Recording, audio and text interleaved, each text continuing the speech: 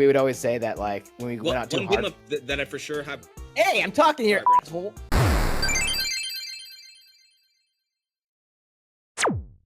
Hey, welcome once again. We're back at the Doppel Arcade. We've got Brandon in the house. Brandon, how are you feeling today? After our third record, I'm feeling punchy like my boy Soda Popinski, man. Just Quite the right hook, that Soda Popinski. As mentioned by Brandon just now, our listeners aren't privy to this inside baseball, so let's fill them in. This, I believe, will be our fourth and final attempt at getting an episode recorded with Brandon's brother, who is here. Ryan, say hi. Yay! Thanks for having me on, guys. There he is. Listen to that beautiful radio voice. We did a very early episode, maybe episode 3 initially, with my brother. My brother's audio didn't work out that episode, so I just had to trash that episode. We're doing a brothers episode. Which will happen eventually. It's better this way because now you've gotten to know my brother, you're getting to know Brandon's brother, and then we'll all hang out together sometime in the near future. And then I think it was Ryan's audio the next time, and I don't even know what happened the third time. What matters is that we're here now. We're recording a beautiful 4th episode with Ryan. It's gonna be great, damn it. Brandon's very psyched for this episode too. He's pumped to talk about it and revisit his fond childhood memories for a 4th time in the last 2 months. So Ryan, talk to me. Let's go straight into it. What is the first video game memory you have? Our dad definitely introduced us to like PC gaming at a very young age. PC gaming in general, that was a very like first stages of it coming out, right? We would go to these like hole-in-the-wall PC rental games. They look like old album categories you'd go through, like A, B, C, D, scour through these all day long, looking through different games. You'd be able to rent them, and then our dad, kind of like ripping VHSs back in the day, you could rip these PC games, and we'd put them on, I think, floppy disk back in the day. Very early stages, very young. A lot of the games that I remember were like learning games, or like just like adventurous, one of them being called Manhole. Manhole, we had a PC before an NES. We were playing games way before the NES was coming out. Manhole was a game where it was just click on things and watch the animation interact. The very first screen starts out with just a manhole, and then you click on the manhole, and the like Jack's Beanstalk comes up, and you can either go up, and that's like one part of the game where you can climb into the sky, or you go down into the manhole. There was like crazy stuff. Like you would just like kind of like explore them by using your little icon and click on things, and animations would happen. And there was no story. It was just kind of like a weird Alice in Wonderland type game. That game slapped, baby. I think that's kind of like the beauty of the early gaming of PC back then. You would go to the store and you could go to a copy machine and kind of like copy some of the manuals within the game, but that there was really no... You know what I mean? Like our dad would do the black and white copies and like staple them together. You really wouldn't have any tutorials of like how to actually physically play the game, right? There's a lot of clicking and just exploring, and that was the really fun of the PC gaming back then. The expectation for rental PC games at the time was that it was like almost like honor code. You were expected to not copy the data or delete it off your computer when you return the game. But of course, my dad would just copy everything. So all the games I played were just like his handwriting on floppy disks. That was like the PC rental game memory. I have a similar story. Not video game pertinent really, but video store for sure. I can't even think about what the technique would be to do this. It's probably easy and I just don't remember. But we would rent VHSs, and there was a thing you could do where you could like rip the footage onto a blank VHS. You know, there's lines on the thing. You can write what movie it is, like Pocahontas, like Little Mermaid. At the beginning of those rentals, it would say like prohibited by law, FBI. FBI, $250,000 fine. I was so terrified that we had those bootleg copies in our home. I thought we were moments away from being raided anytime my dad would start recording those. All right, you remember this from last week. It's time for Retro Now News. We're going to talk about some modern games with retro kind of inclinations that are popping and coming up in the news, and I found a couple that are pretty exciting. Also pretty not exciting, but exciting, and you'll get what I'm saying when I mention this. Bubsy Collection has officially released this week. Video rental store darling, for sure. It includes Bubsy 1, Bubsy 2... and the game collection that no one asked for. Yeah, exactly. The IP no one asked for a reboot of. Well, funny you should mention that, Brandon, because alongside the Bubsy collection, Bubsy is getting a brand new game releasing very soon. It's called No. Bubsy 4D. No way. No, dude, no. That's right. No. I will say that Bubsy 4D of all Bubsy games looks like it'll be the best ever. However, I do remember thinking Bubsy, the original, back in its era, looked deceivingly good. And then upon purchase, or rental rather, it was not what it was all chalked up to be. So when I would just rent over and over again anyways, for God knows what reason. Did you guys ever rent or play that one? What's that internet meme is? I tell you what, if Bubsy was in front of me and my friends, we'd all beat him to death with hammers.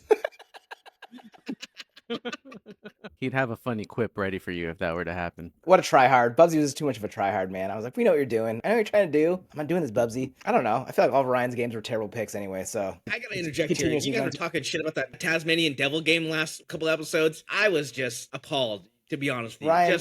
And you know what? Wait, And you know what? wait. He's proving your point, Brandon. Let him speak. The audacity that Brandon has to talk mess about this game. He sat there hours with me, watching me and telling me what to do. The soundtrack was banger as well. So the fact that you were clowning on this game was just really appalling. Tasmania was a game that we had to play because we had no other games. We only had a couple in rotation. We had to play Tasmania.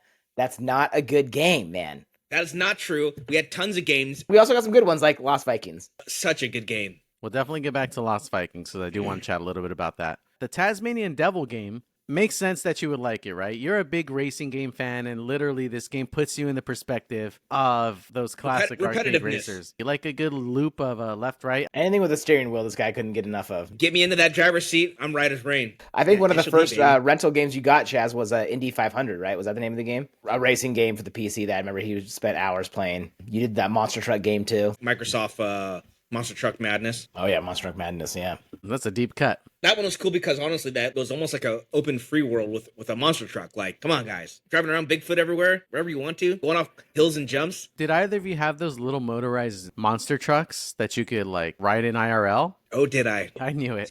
Our dad was going to school to be an electrical engineer, and I would assume like at the time not a lot of money, right? He was just kind of grinding while going to school. Just every once in a while, our dad would like spoil us and take us to Toys R Us. One of the big purchases that I always remember from Toys R Us was he got me the Bigfoot Power Wheels, right? Power Wheels. Do you remember the aisle with the Power Wheels and the bicycles? It was Bicycles and Power Wheels, man. There was a Kawasaki Ninja kind of like quad or like motorcycle that you could get there as well. Like there's all kinds of good stuff. The Jeep. I don't know if it's fair for me to put my feet in your shoes exactly, but I think I can basically narrate how you got that monster truck if you'll allow me. Is that cool with you? Go for it. All right, speaking from Ryan's perspective, here we go.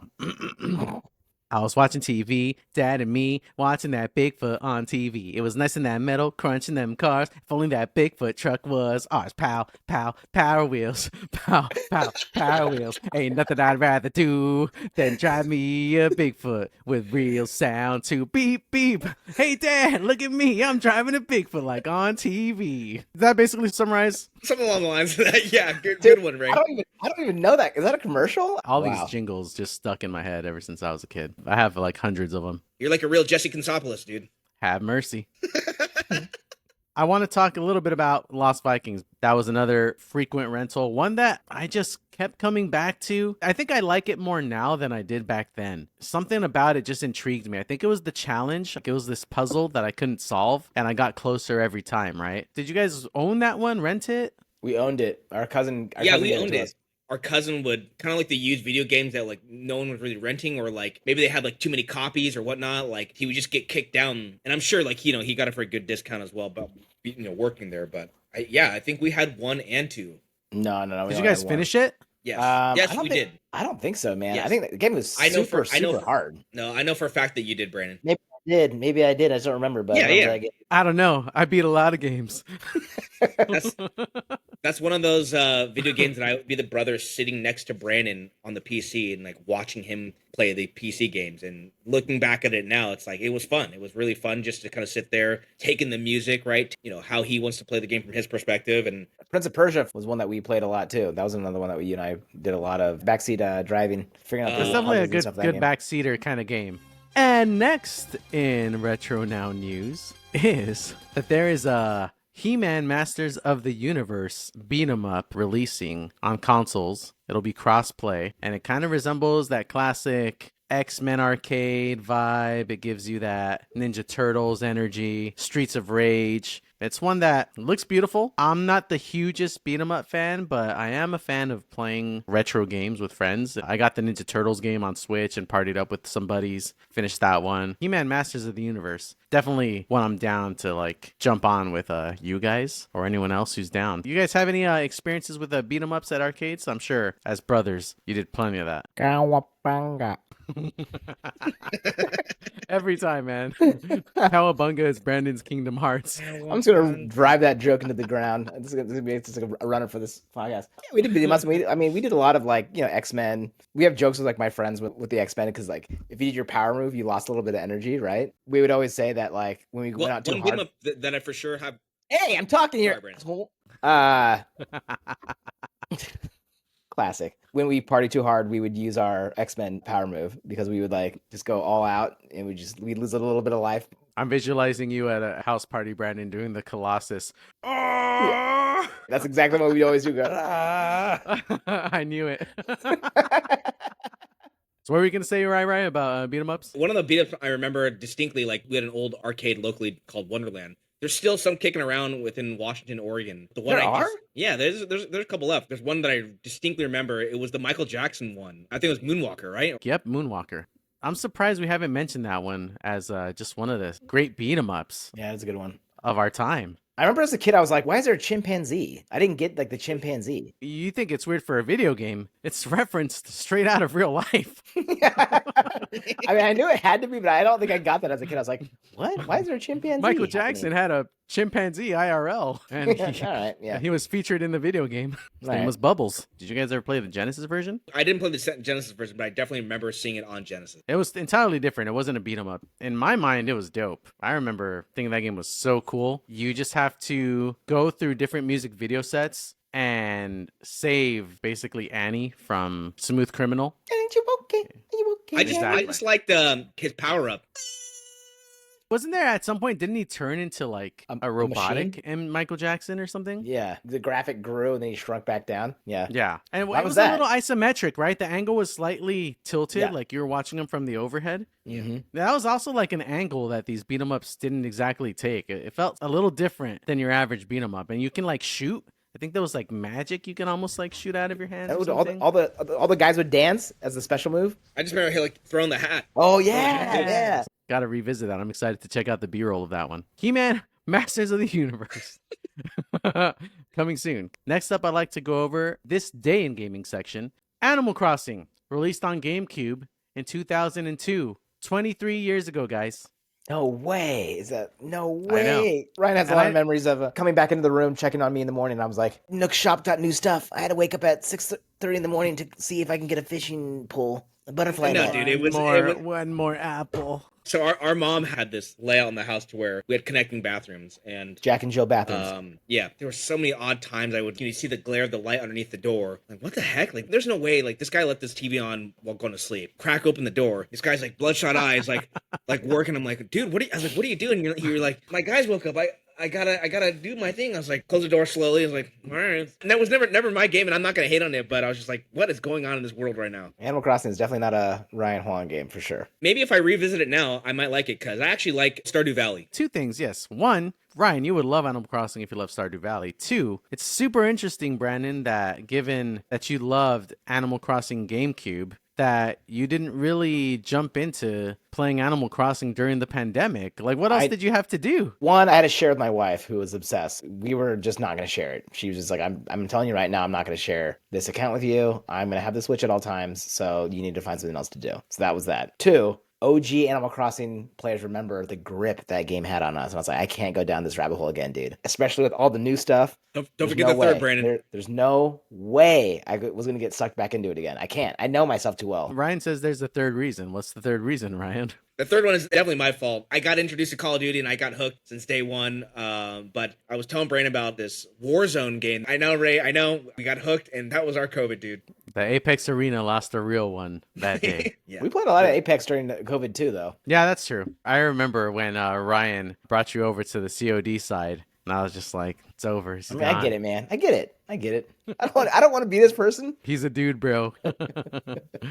Right, straight up, it's only this one map that we love to play. If it's anything else, like we'll go back to Apex. That doesn't soften the Yeah, blow. that's true. That's true. 16 years ago, guys, something near and dear to our boy Ryan's heart, presumably released. In 2009, Need for Speed Shift releases. Is that You play something that one, you Chaz? played, Ryan? Negative. 10 years ago today, Forza Motorsport releases. Talk to us about Forza Motorsport, Ryan. Now we're talking. I think with racing games in general, again, going back to Wonderland, I was immersed with the realism of car racing, right? I'm going to get some shade for some car guys here, but like the Need for Speed, the cartoony cheesiness of it, I've always appreciated the realisticness of the racing games. I distinctly remember some of the indie games I'd play at Wonderland on the arcade with the wheel and stick. There was one 3D like motion simulator steering wheel. I can't remember the name of it. Ever since then, that's what I've kind of stuck to with my racing games. I like the physics that they could develop into the actual console games, and Forza definitely was one of them. That was, to me, one of the most realistic as far as physics go within racing games, even trumping over Gran Turismo. So you're definitely a racing sim kind of dude. Yes. Do you not mess with the other ones at all? Like, you're not down with Cruising USA, Cruising the World? Whoa. Back it up. Cruising USA, of course, Ray. Let's not get too carried away here, dude. that soundtrack was banger too. Sometimes, you just gotta dismantle an entire cow on your way to the finish line. Yeah. But yeah, like for the Forza thing, I want to say like Forza 1 and 2 were great, and they kind of got started into like more Need for Speedy, kind of cheesy to me. And then Gran Turismo stole my heart again back on the PlayStation. So Ryan, I want to invite you to bring our hardcore racing sim fanatics into the Doppel Arcade and into the fold here. let's do it. And talk to us about this racing setup you have at home and the software that you're utilizing to kind of maximize it. Here we go, folks. I kind of started out with Logitech G27. Still a great wheel, still a great setup for anyone who's trying to get into sim racing and not trying to spend like over $300, right? Like it's a great wheel, and it's compatible with a lot of systems. You can rock a PS2, PS3, PS4, like so on and so forth. I just been always itching to try to find that more realisticness of the steering wheel. So yeah, I got into a Fanatec. Still kind of basic entry level in my opinion, but I got a 47-inch curve monitor. No motion. I don't like to do motion simulators. E-brake, shifting, paddles, all that stuff, man. You can check it out right here. Yeah, give it a look as we... There it is. Wow, look at that. Whoa. Oh my gosh, and the screen. Brandon was really impressed when he first saw it, trust me. I was definitely fascinated by this software you were talking about and how there are leaderboards and how it models actual racetracks. And you essentially get to race on these tracks with real life physics and real life parameters. It's a program called iRacing, monthly subscription. It's kind of like almost like an indie sim game, if you will. Dudes who've just branched off and just created their own platform of realistic racing. And there's like Formula One, NASCAR, circuit driving. My local track, Portland International Raceway, which is reason why I wanted to download it, is because I wanted to get familiar with the track and practice and whatnot. So you could take that to actual real life. Even the feel and the texture of the roads, like you can feel it within the steering wheel. It's just a great, realistic sim racing game. If you want to pay a monthly, that is. I do want to talk a little bit about your guys' co-op gaming experience as kids in terms of versus games. Did you guys ever face each other head-to-head in any video games? Oh boy, did we. Talk to me. Brandon and I both know this. The first ever like head-to-head is a Street Fighter for sure. My favorite character was Guile, and I could get this man red within seconds with that character. It's true. We got a thing called Nintendo-itis when you get so mad that it'd be like, okay, so you gotta stop playing. Getting a little Nintendo-itis here. Getting ragey. That's a term you guys actually used within the household? Yes. Nintendo-itis. There's a lot of near tears. Near tears? Boy, I had you in shambles. He did. In my family, amongst me and my brother and my cousin, who would always be over, who will join the podcast, I think, in a couple of weeks. The term we used within our household was the frustraties. My cousin, dude, we'd play first-person shooters, which was his jam. And one day we played Unreal Tournament. It just so happened that I was beating him pretty handily at Unreal Tournament. And it was like the first time that I was besting him at a first-person shooter. I think maybe he left the house. The visit was over. It's definitely a little brother, big brother dynamic when he's like, you're looking over and he's just hitting that sonic boom and that flash kick that Guile does. I couldn't do the Hadouken. I just couldn't do it. And so like that, right, that's how you break him out of that turtling in the corner. And I was like, I can't do this. So if you can't do it, you're not going to win. But actually, I think that like in the long run, that actually was a good thing. That anger, that frustration, that teary kid frustration kind of made me not competitive forever. I was like, okay, I'm not going to go there anymore and get that worked up over games.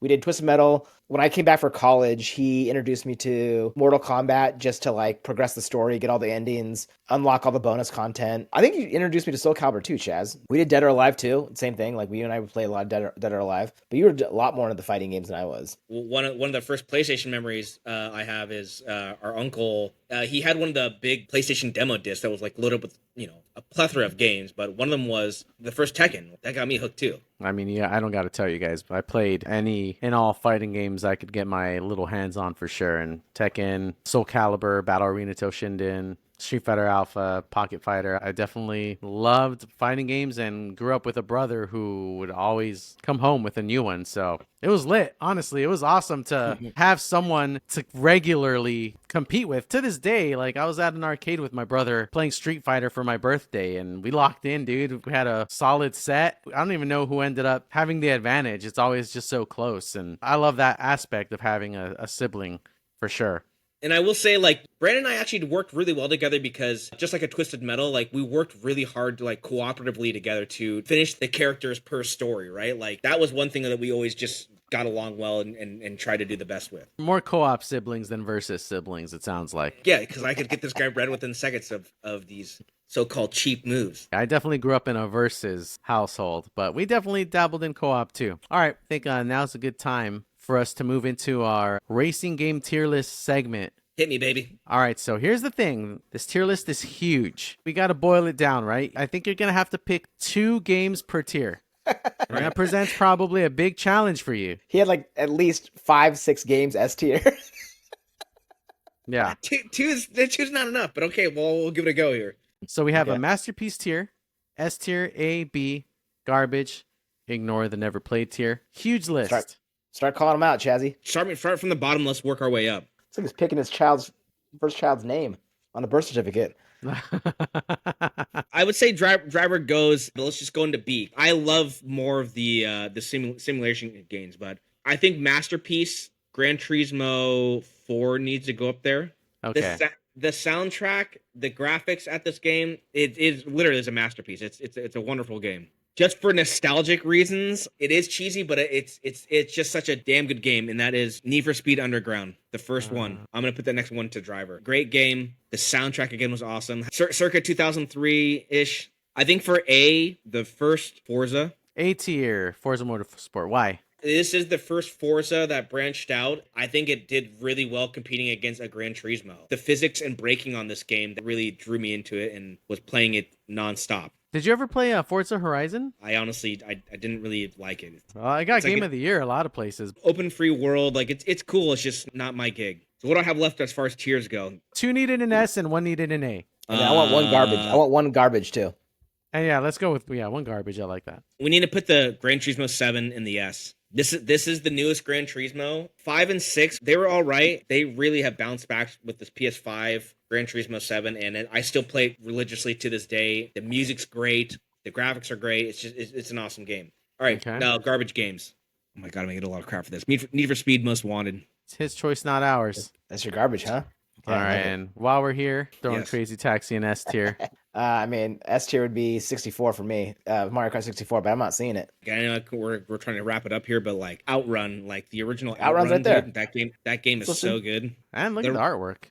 The red Ferrari Testarossa, baby. That's S tier game art for sure. That's the best one of the bunch. That also had a steering wheel within the arcade systems too. Love that. We're reaching the finish line, as one would say, of our episode. And I think, of course, we can't leave quite yet without doing a Guess That Song. I did one last week. Ryan's got to do it, dude. This is all Ryan and I do when we are drinking together is we just go back and forth being remember the song, remember the song, remember the song. And yeah, Ryan's got one. Ready? I'm ready. All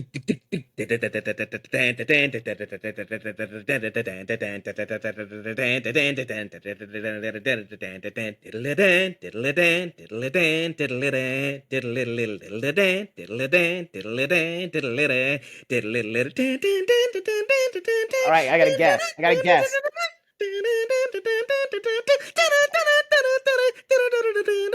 F-Zero? F-Zero? Nope. Oh, I thought it was. Ooh, dang. Damn it. Dun-dun-dun, dun-dun-dun. I don't know if I'm gonna get it.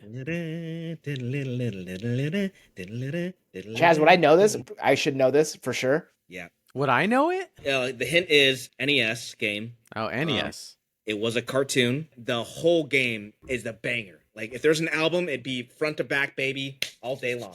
All right, Ray, what is it? It's not quite fair because me and Ryan talked about it while I was out visiting. But Okay. it's Bucky, Captain Bucky O'Hare. Oh, right. Yeah. All right. Captain Bucky O'Hare on NES. Definitely a game I played. It was my cousin's copy. It was one of those obscure things where he had it, but maybe he lost it. I played it once or twice, and that was it. And it was like, oh, was that Captain Bucky O'Hare game? I don't know. Okay, can I just play it for you guys for S and giggles or what? Hit it.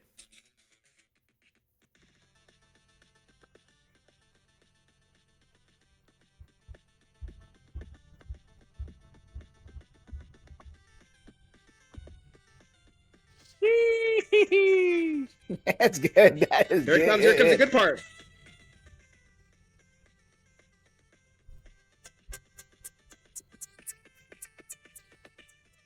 Dude, it's so good. Yeah, that was sick. You had me listen to it a little bit while I was hanging with you, and yeah, bangers. Is that Capcom or Konami?